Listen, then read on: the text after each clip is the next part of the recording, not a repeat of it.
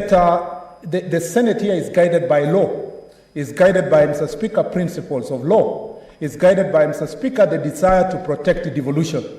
And, Mr. Speaker, whether we vote to impeach the governor or, Mr. Speaker, to find the charges substantiated, Mr. Speaker, it will be still within our responsibility in defending and protecting devolution.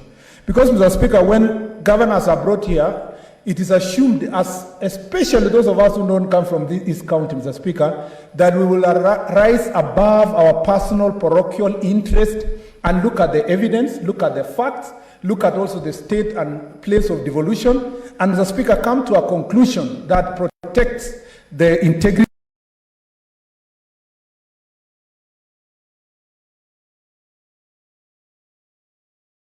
fosters, Mr. Speaker, the growth and, Mr. Speaker, the development of the law and devolution itself.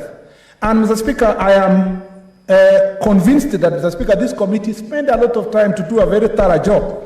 In fact, Mr. Speaker, coming from the public outcry or the newspaper reports, my friends who come from Wajir, people I interacted with them, who, Mr. Speaker, said a lot of things about the county government and the governor, I would have assumed that out of the 15 charges or so, Mr. Speaker, allegations, I think it was 15 insofar as the gross violation of the Constitution, and in the second charge, Mr. Speaker, another 3 allegations.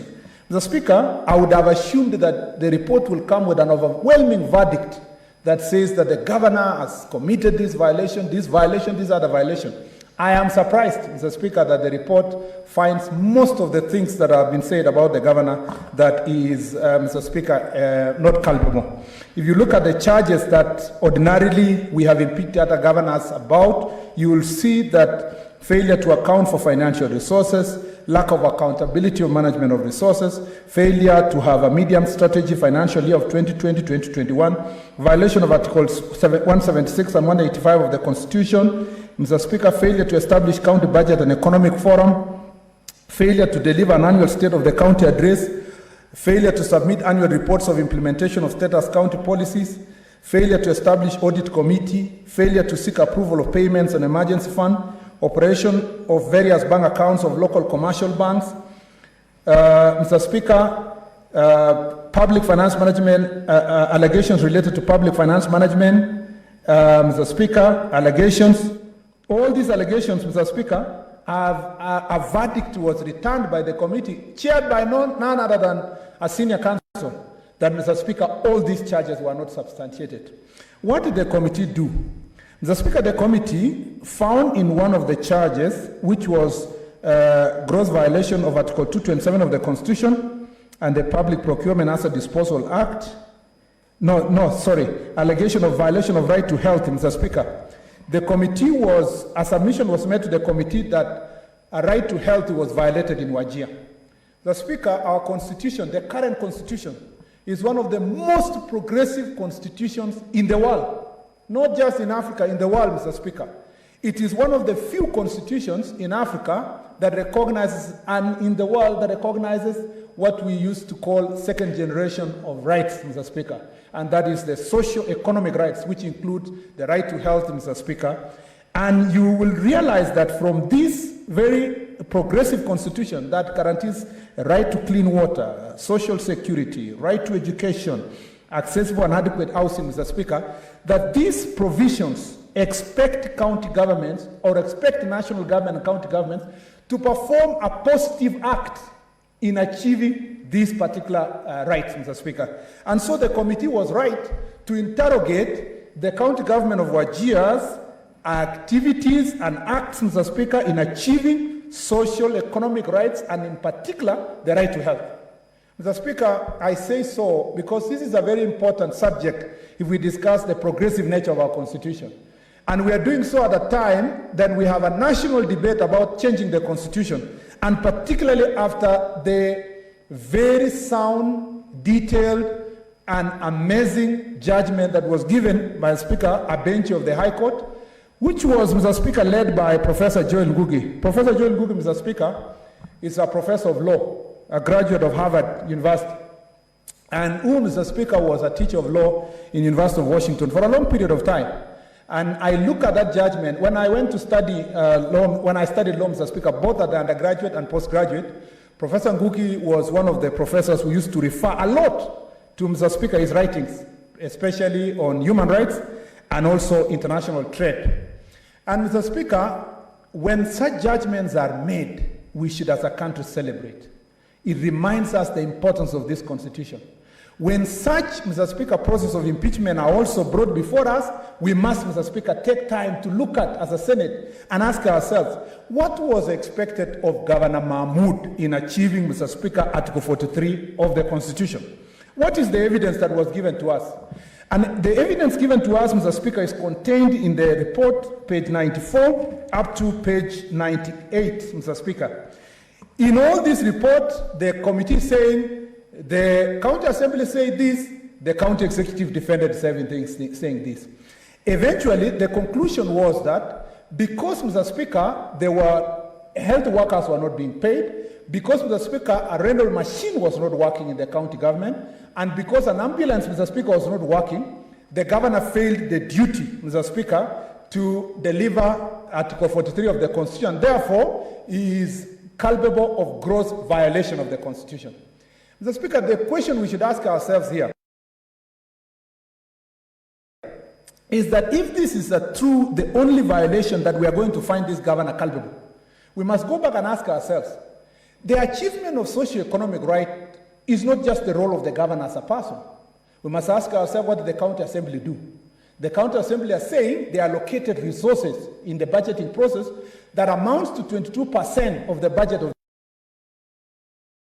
attribute. We must ask ourselves the next question. Why, if the governor is culpable, in the oversight responsibility of county assembly, the Committee of Health of Assembly of Wajir, did they summon the CEC of Wajir County Assembly? Did they, Mr. Speaker, at any time impeach or remove the chief officer of the county government of Wajir, Mr. Speaker? Did they even write a report to indict the performance of the senior health officers in the county? So that then, Mr. Speaker, in total, he will say, we as a county assembly found that the ambulance was not working. We found, Mr. Speaker, that the rental machine was not working. We found, Mr. Speaker, that the staff are striking despite the fact that we budgeted because their dues have not been paid. And as a result of that, Mr. Speaker, we voted in the county assembly to impeach the chief officer. We voted to remove the CEC. We indicted senior public officers, took the report to the governor, required him to take action, and Mr. Speaker refused to do so, protected those public officers, and therefore he is culpable of, Mr. Speaker, violating Article 43 of the Constitution for the right to health of the people of county of Wajir. Why am I making this argument? Because, Mr. Speaker, the violation of this right, the decisions that we make as a Senate, is not for now. It's for posterity. It is for, Mr. Speaker, for us to apply the similar standards, not just to the County Assembly of Wajir, but also the same standard must apply to the Senate. Ask yourself, Mr. Speaker, one of the accusations against Wajir County government is in relation to a rental machine that was bought using a program that we've discussed in this house, which is the NMS was called what? Not NMS, the medical scheme. Yes, MES, medical equipment scheme, Mr. Speaker, for national government. This machine, a grant must be given by national government to run those machines. When the report of MES was brought to these chambers, we all remember the MES itself in the MES report, Mr. Speaker, in relation to, Mr. Speaker, how money is given to national government, management structure, the procurement process of that MES machine. But, Mr. Speaker, we are now saying, for purpose of working structure of the medical equipment scheme, Mr. Speaker, we should impeach a governor. Yet the person responsible is a CS of health at the national level. So there are certain things that do not add up, Mr. Speaker, in this report when in relation to this particular charge. It must be known to the people of Wajir and the people of Kenya that as a Senate here, we have only one charge that has been brought to this House. Only one charge that has been substantiated. And that charge is in relation to implementation of health. Mr. Speaker, as a senator, as I sit here, even as I vote later, my conscience should convince me that the nexus between the ambulance not working, the rental machine not working, and the strike of the staff in Wajir County is directly proportional, Mr. Speaker, to impeachment of a governor. If my mind convinced me to do so, Mr. Speaker, then, as I search my soul, as I sit down there and think about it, then I will vote accordingly, Mr. Speaker. But this is the only charge. This is the only charge. This House is being considered to remove the governor on only one charge, that staff have gone on strike, ambulance is not working, and a railroad machine is not working. No nexus was given as to the action of recommendation of the county assembly or anything else, Mr. Speaker, that goes in that direction. Mr. Speaker, I have no problem in my mind with whichever side I vote for. And I have not had a problem with senators here, Mr. Speaker. We voted, some of us voted to defend, Mr. Speaker, the governor of Nairobi, but we lost. Some of us voted to remove Governor Waiguru, we lost.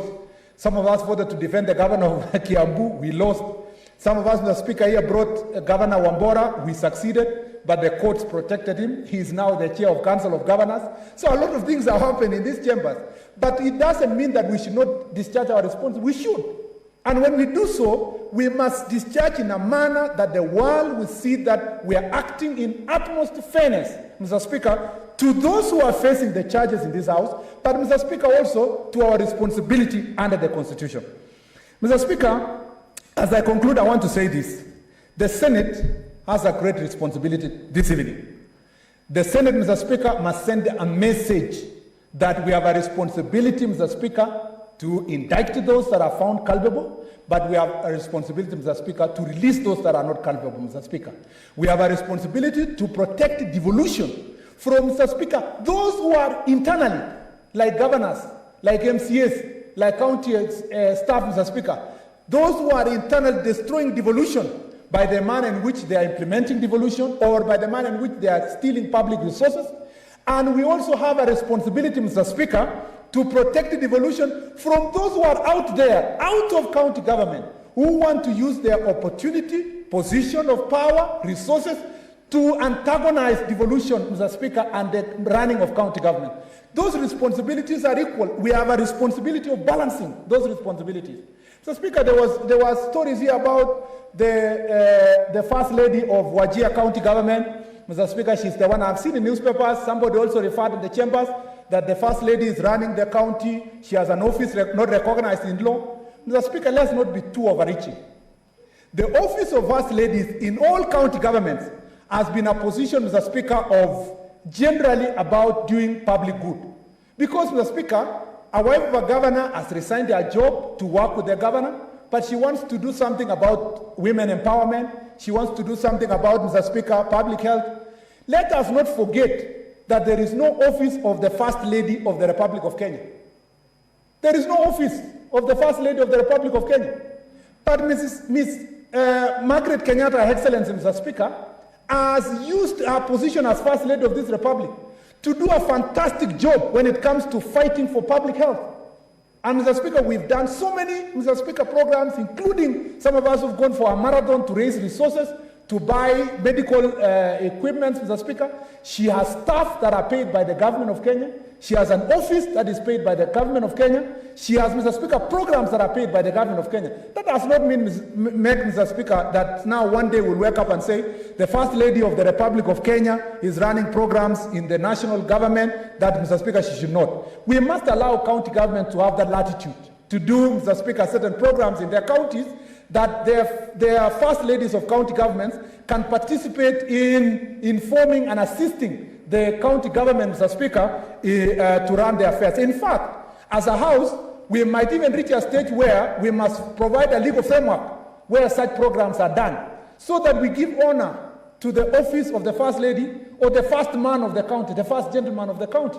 Because, Mr. Speaker, other women will be governors, some are governors today, and their spouses can have something they can do for public good that they can do, Mr. Speaker, using that opportunity that they get by having their spouses leading the county governments. For that reason, Mr. Speaker, I beg, Mr. Speaker, to say that I have considered, read the report, I pondered about it, Mr. Speaker, congratulate the committee for the work done, but now I have a constitutional responsibility given to me by the people of Kenya through the vote of the people of Elgeyo Marakwet County to vote accordingly in a manner that protects the Constitution and institutions of the Republic of Kenya. I thank you, Mr. Speaker.